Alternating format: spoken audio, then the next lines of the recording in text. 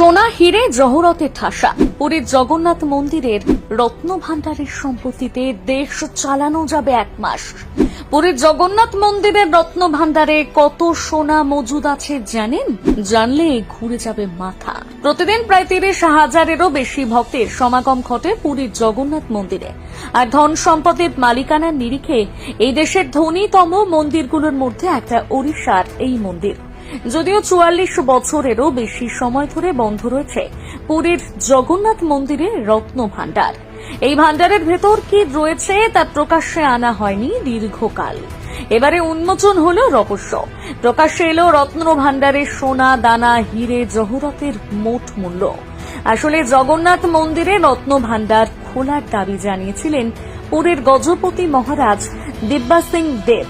এছাড়াও বেশ কিছু রাজনৈতিক দল একই দাবি জানিয়েছিলেন। এরপর মামলা ওঠে ওড়িশা হাইকোর্টে। সেই সূত্রে মন্দির কর্তৃপক্ষের কাছে হলফনামা চায় আদালত, যার পর 1978 সালের গণনার ভিত্তিতে রত্নভাণ্ডারের হিসেব দেওয়া হয়েছে।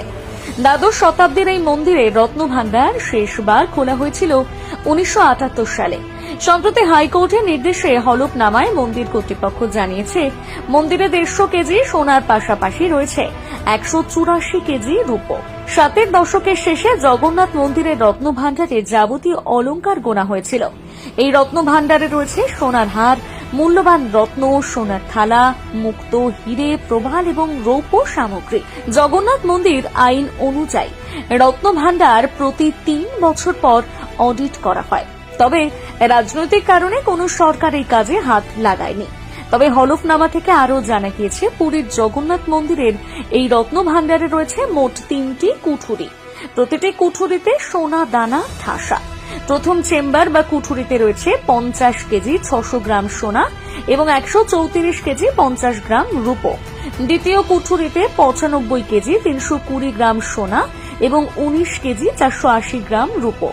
একদম শেষের কুঠুরিতে রয়েছে 3 কেজি সোনা এবং 30 কেজি রূপো, যা কখনো ব্যবহার করা হয়নি। দৈনিক পুজোর জন্য যে অলংকারগুলো ব্যবহার করা হয় তাও রত্নভাণ্ডারের একটা আলাদা কুঠুরিতে রাখা থাকে।